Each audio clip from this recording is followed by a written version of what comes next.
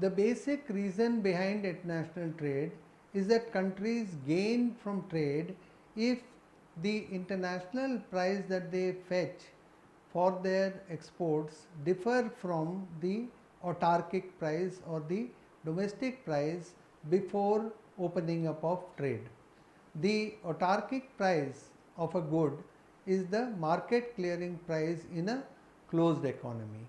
Any price difference allows a country to gain by selling what is relatively more valuable in the international market and buying in the international market those commodities which are more costly to produce domestically.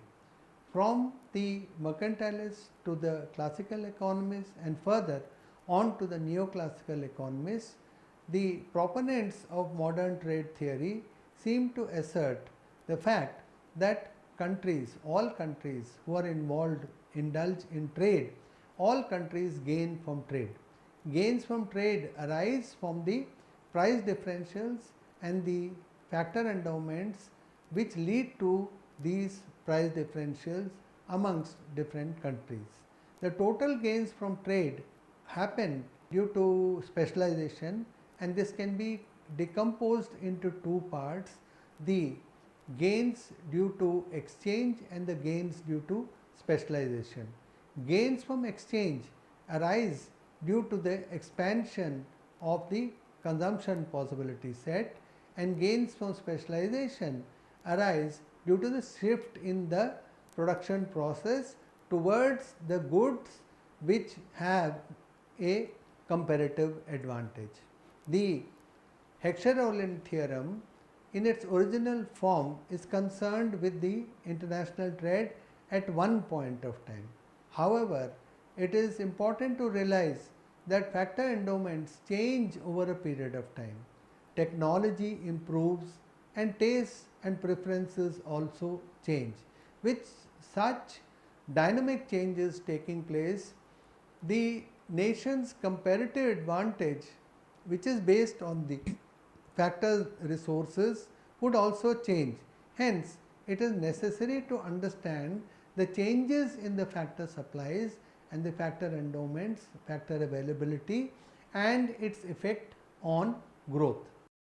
After studying this module, you shall be able to know how the changes in terms of trade and economic growth affect the welfare of nations, learn how production possibility frontier PPF changes with changes in economic growth, and identify the change in terms of trade due to economic growth. You shall be able to evaluate the gains from trade in case of biased growth and analyze the impact of dynamic changes on trade. Now we study the effect of economic growth on trade.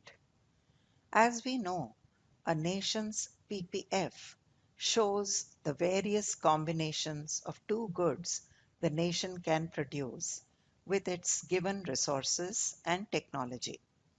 However, with time, a nation's resources grow. Population grows, which increases the size of the labor force. Increases in investment leads to increase in capital stock. Technology also changes, but we are taking it as constant for the time being to understand the effect of changes in factor supplies exclusively. With growth in resources, a nation's PPF shifts. The shift is usually identified in the outward direction, indicating that the country's capacity to produce is expanding. However, the pattern of shift, that is, the degree of shift, depends on the rate at which the different factors of production are growing. This change in resources interact with demand conditions in the two nations to determine the final effect on output, growth, and terms of trade. It is important to note here that we are taking the case of a small country which cannot affect the world relative prices. If a nation's factors of production, namely capital and labor, grow at the same rate, ceteris paribus, technology remains constant and there is constant returns to scale, the nation's PPF will shift outward evenly in all directions in the proportion of the rate of factor growth. In the figure, good 1 is represented on x-axis and good 2 is represented on y-axis. Y1 x1 is the original PPF curve with the given endowments. After the increase in capital and labor in the same proportion, the PPF shifts outward evenly to Y2 x2. This is the case of balanced or neutral growth. Since the country is a small country, the terms of trade remains unchanged and the country will continue to produce the two commodities in the same proportion as it was doing before. This is evident from the fact that the slope of the old and the new PPF will be the same at any point. The country will continue to produce in the same proportion as before, but its consumption and trade will depend upon its demand conditions represented by community indifference curves. As seen in the figure, with proportionate increase in labor and capital, the shift is uniform across the two goods and the PPFs are identical in all aspects. The total output produced will increase in the same proportion of the increase in labor and capital. If the amount of labor and capital doubles, the output of both goods will also double. We just analyzed the case of change in both the factor supplies. Let us now take the case where the supply of only one factor of production increases. The PPF curve, as before, will shift outwards, but the shift or expansion will be biased towards the good using that factor intensively. Let us take good 1 as the labor-intensive commodity and good 2 as the capital-intensive commodity. Now, if the endowment of labor increases, the PPF will shift outwards as more of both the goods can be produced with the increased labor. However, the output of good 1 will increase faster than the output of good 2. The PPF will shift more in the direction of good 1 than good 2. The opposite will be the case in increase of capital.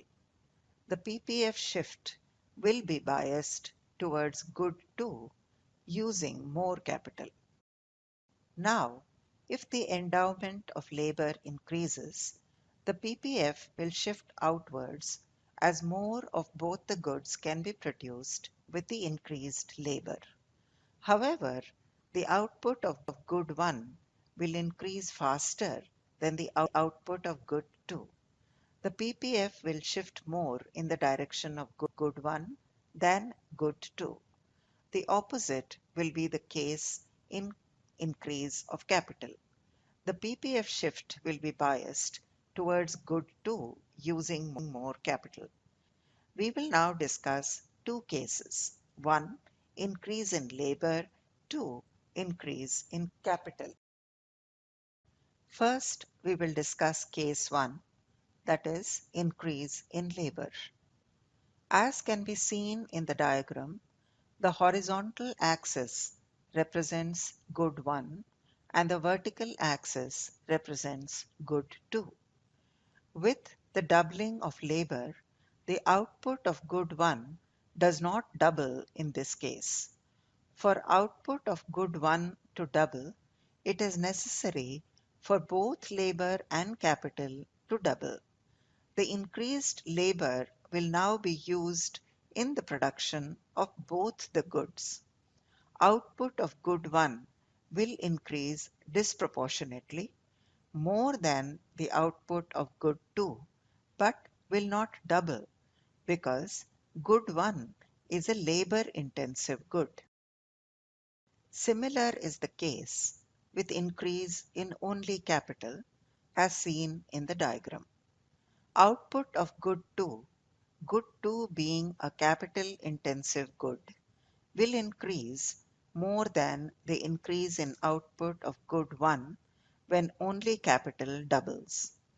In the next sections, we will see how these changes in factor supplies gives rise to two important conclusions of international trade, that is, the rybczynski effect and the immiserizing growth. The biased effect of resource changes, and hence change in economic growth, on production is known as the rybczynski effect. The rybczynski theorem postulates that with two goods, two factors of production, and constant returns to scale, an increase in the relative supply of one factor holding prices of goods constant leads to a biased expansion of production possibilities, resulting in an increase in the output of the final good that uses this factor of production intensively and a reduction in the output of the other final good. In simple words, if labor increases, output of good 1, which is the labor intensive good, increases, and output of good 2, which is the capital intensive good, falls. And if supply of capital increases, output of good 1, that is, the labor intensive good, falls, and the output of good 2, the capital intensive good, increases. Suppose the supply of capital increases by 10% and that of labor remains the same. If both goods continue to be produced, then factor prices will not change because of factor price equalization theorem, and so the techniques of production will also not change. As a result of increase in capital, A, the output of both goods cannot rise by exact 10% because this would require 10% more labor and the supply of labor has not changed. B, the output of both goods cannot rise by more than 10%.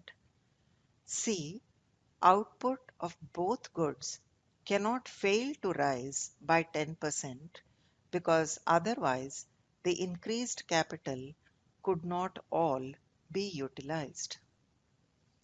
D. Thus, the output of one rises by more than 10% and that of the other does not. Because cloth is capital intensive, it must be cloth output that rises more than 10%. The labor supply has not changed, but the cloth industry has expanded and so has increased use of labor.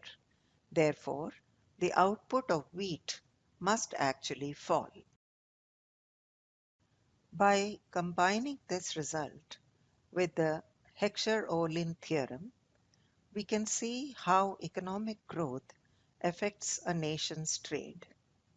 If a country's capital increases by 10%, national income will rise by some smaller proportion because only a part of national income comes from the earnings of capital. This increased income will normally be spent on both goods so that at constant prices, national demand for both goods will rise by less than 10%. According to Rybczynski theorem, the supply of capital-intensive good, for example cloth, rises more than 10%, while the supply of labor-intensive good, for example wheat, falls. Thus, cloth supply rises relative to demand and wheat demand rises relative to supply. Now, if the country is capital intensive, then according to the Heckscher-Orlin theory, it exports cloth and imports wheat, so that the growth of capital causes the country to trade more at each price. Thus, its offer curve shifts outward. If the country is labor abundant, then its offer curve shifts inward. The general conclusion is economic growth that accentuates the country's relative factor abundance shifts its offer curve out. Economic growth that moderates the country's relative factor abundance shifts its offer curve in. In the figure, x-axis depicts good 1 and y-axis depicts good 2. Let us take the case that nation 1, labor abundant nation, produces and exchanges the two goods. Before the increase in factor supply, nation 1 was producing at point A, producing say 100 units of good 1 and 20 units of good 2. As the supply of labor doubles, nation 1 now produces at point B with 210 units of good 1 and 10 units of good 2. Doubling labor and transferring some labor and capital from the production of good 2 more than doubles the output of good 1 but reduces the production of good 2. Immiserizing growth. Effect of biased growth on terms of trade. Economic growth means an outward shift of PPF. However, the shift may be biased due to the increase in one factor of production, and the bias will be in the direction of the good whose production requires the intensive use of that factor whose supply has increased. For example, if the supply of labor increases, then nation 1's output of good 1 increases and the output of good 2 decreases. If everything else is constant, increase in output of good 1 would imply an increase in relative supply of good 1. The world relative supply curve for good 1 will shift to the right and the demand curve will stay the same. This increase in supply will lead to a decline in the relative price of good 1. A decline in price worsens the nation 1's terms of trade and increases nation 2's terms of trade. If nation 2 had experienced growth of labor, then the effects would have been the same. Relative world supply curve would shift rightwards and it would lead to a decline in terms of trade for nation 1 and an improvement in nation 2's terms of trade. If we consider the other case, where the capital abundant nation experiences growth in its capital intensive good 2 and output of good 2 increases, then the relative world supply of good 1 will fall. The supply curve for good 1 would shift leftwards.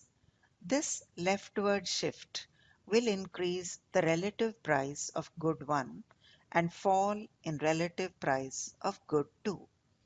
As price of good 1 rises, it leads to an improvement in nation 1's terms of trade and a decline in the terms of trade of nation 2. Immiserizing growth. In the preceding section, we learned that growth of a factor expands a country's production possibilities in the good which uses that factor intensively. And according to comparative advantage, this is the good which the country exports. Hence, growth that increases the output of the good that a country exports is called export biased growth. Similarly, if growth increases the output of the good that the country imports, then it is called import biased growth. As seen in the figure, the export biased growth in a nation worsens its terms of trade and improves the other nation's terms of trade, and import biased growth improves its country's terms of trade and worsens the other nation's terms of trade. This is a case where a country's capacity to increase its production of the export good and hence growth worsens a country's terms of trade. Thus, export-led growth may not always be welfare enhancing. This situation is known as immiserizing growth, a term that was coined by Jagdish Bhagwati. However, this situation is extremely hard to find in the real world.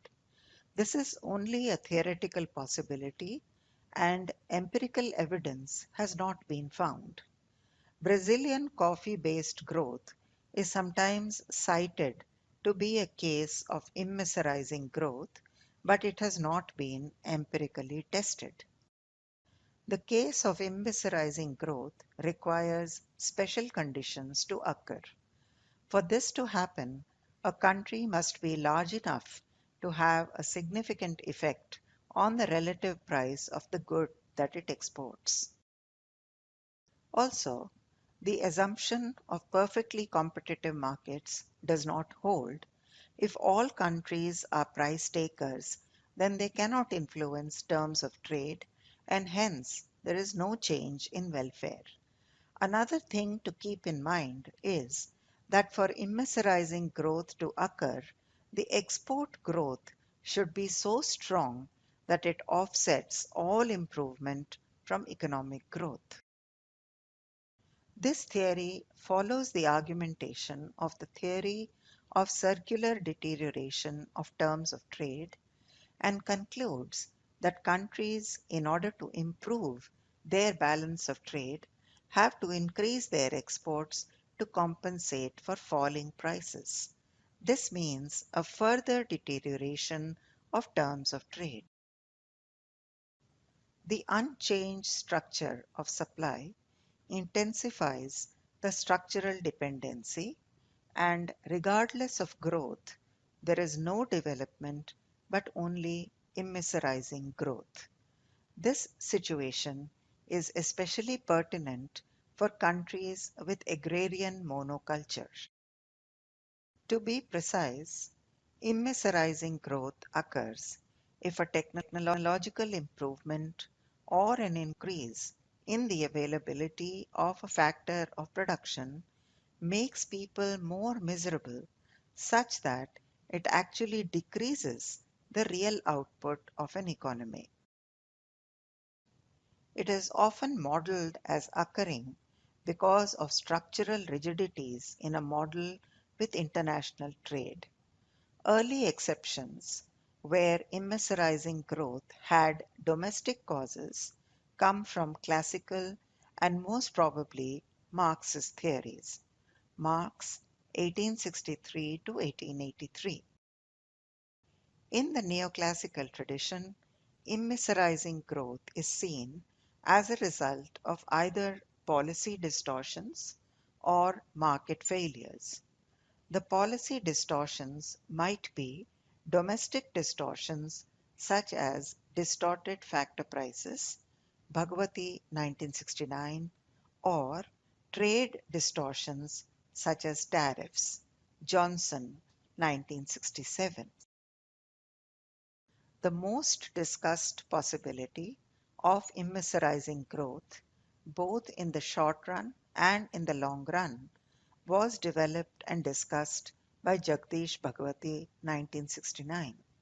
It involves a decrease in the country's terms of trade resulting from this growth, which is of sufficient magnitude to reduce the country's real income. A country will export goods using its abundant factor. If the supply of this factor increases, the country will produce and export more of these export goods and produce less of other goods, the rybczynski theorem. Immiserizing growth can occur if this expansion in exports causes the prices for the country's export goods to deteriorate enough to make it worse off with the increase in production. Whether or not a country is likely to suffer from immiserizing growth depends on three conditions. First, the country must be driven to export. Second, changes in these exports need to have a large impact on the goods price, and the foreign demand for these exports needs to be inelastic so that a rise in exports leads to a decline in export earnings. Third, the country must be highly dependent on exports, and exports must be a high proportion of gross national product.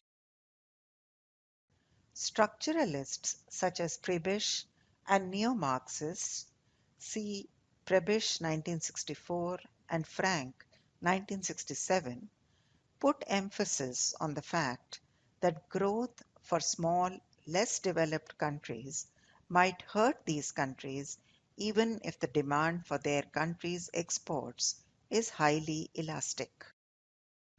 Together, they may be selling into a market with inelastic demand.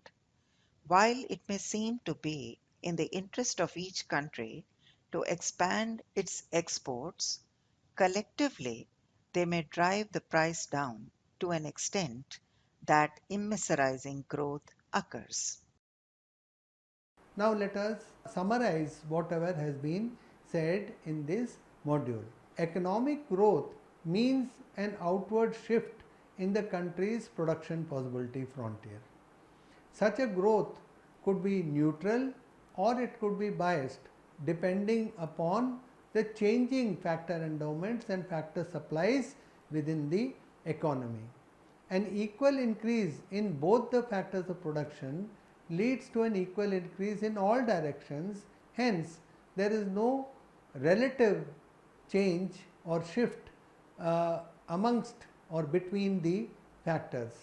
An increase only in one of the factors of production, of the supply of one of the factors of production, leads to biased growth, and with bias, the direction of the good which used to increase the supply changes, and therefore there is a one-sided shift in the production possibility frontier.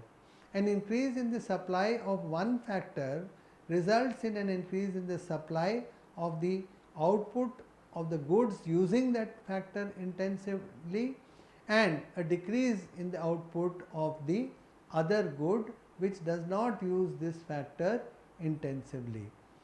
Now, this gives rise to something called the Rybczynski theorem, which shows that there is a positive relationship between changes in the factor endowment and changes in the output that is produced, which uses the factor intensively, that is the abundant factor intensively.